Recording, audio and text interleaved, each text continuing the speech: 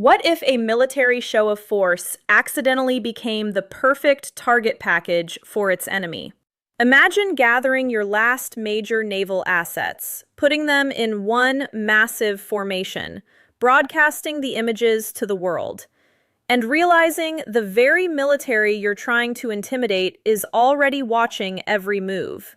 That's exactly why analysts are paying such close attention to what happened in the Strait of Hormuz. Because this story isn't really about boats, it's about information.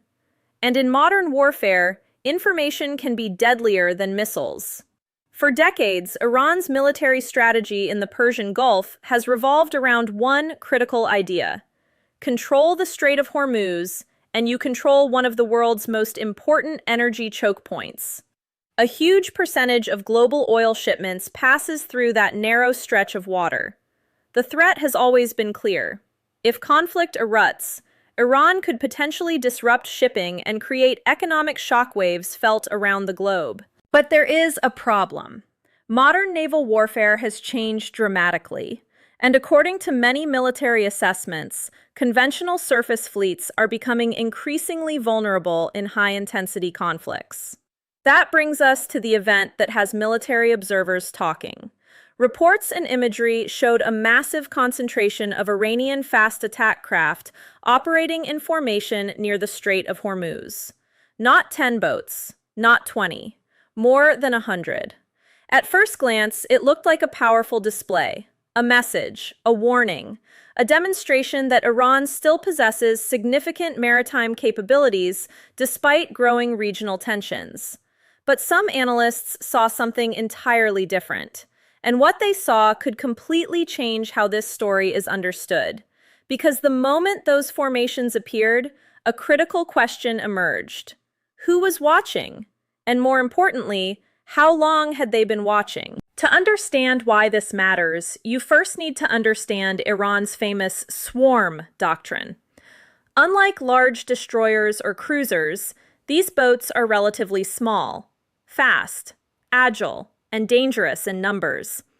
Their purpose is not to fight traditional naval battles. Their purpose is to create chaos. The strategy is simple in theory. One boat can be tracked. 5 boats can be tracked. Even 10 boats can be tracked. But what happens when dozens approach from multiple directions simultaneously? What happens when sensors, radar operators, and weapon systems are forced to deal with a flood of threats at the exact same moment? That's the challenge swarm tactics are designed to create. Not superiority, confusion. And confusion can be deadly. Many of these fast attack craft can travel at extremely high speeds. Some are equipped with rockets. Others carry heavy machine guns or autocannons. Certain variants have reportedly been configured to launch anti-ship missiles capable of threatening larger vessels from significant distances. That makes them far more than simple patrol boats. They are weapons platforms. And when dozens operate together, military planners must take them seriously. Very seriously. But here's where things become fascinating.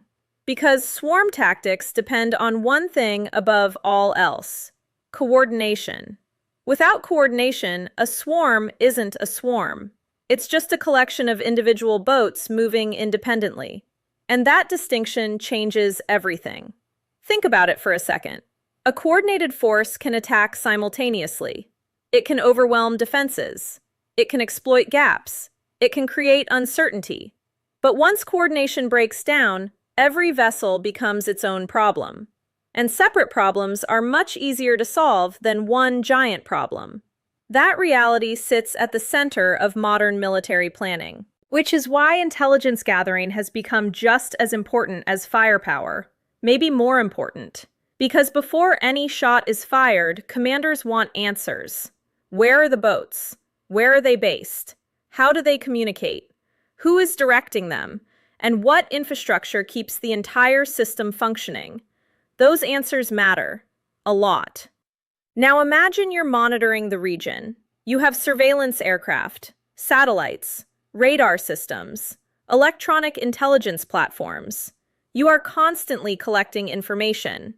Then suddenly, your potential adversary releases imagery showing a large concentration of vessels operating together.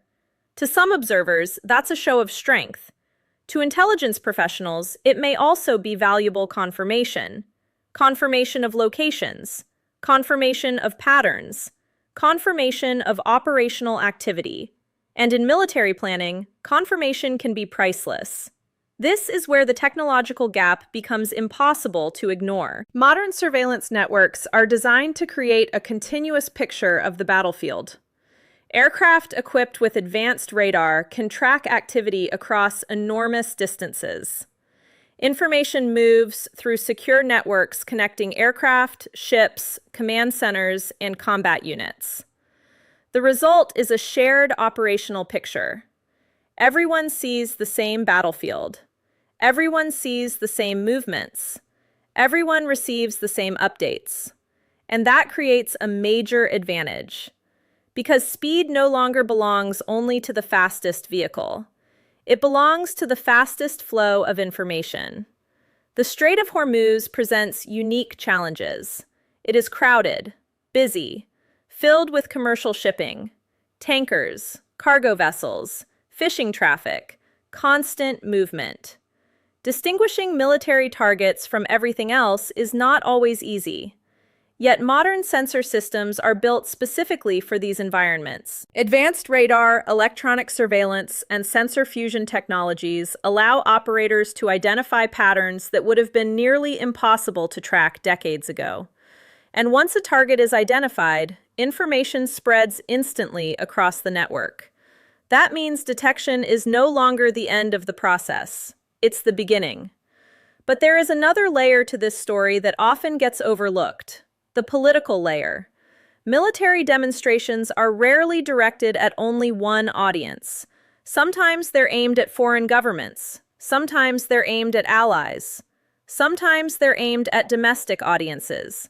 And sometimes they're aimed at all three simultaneously. Strength matters in geopolitics. Perception matters too. Governments want their rivals to see capability. They want supporters to see confidence. They want opponents to see resolve. The challenge is that every public display carries risks, because what one side sees as deterrence, another side may see as intelligence. What one side sees as power, another side may see as exposure. And that tension lies at the heart of this entire situation. As negotiations, regional tensions, and military posturing continue, the stakes remain extraordinarily high. The Strait of Hormuz isn't just another waterway. It's one of the most strategically important locations on Earth. Any disruption affects shipping, energy markets, regional security, and potentially the global economy. Which means every military movement is scrutinized, every deployment is analyzed, every image is examined frame by frame. Nothing happens in isolation. Everything sends a message. The real question is whether the message received is the same one that was intended. Because history is filled with moments when military displays achieved the exact opposite of their purpose. Moments when demonstrations meant to intimidate instead revealed vulnerabilities. Moments when visibility became liability. And moments when information became the deciding factor. In the end, this story may have very little to do with boats at all. The boats are simply the visible part of a much larger contest. A contest built on surveillance, intelligence, technology, and the race to understand the battlefield before the first shot is ever fired. Because modern conflicts are often decided long before missiles launch or ships move into position. They're decided by who sees first, who understands first, and who acts on that knowledge first. The boats were visible. The question is what everyone learned from seeing them. And that answer could shape everything that happens next.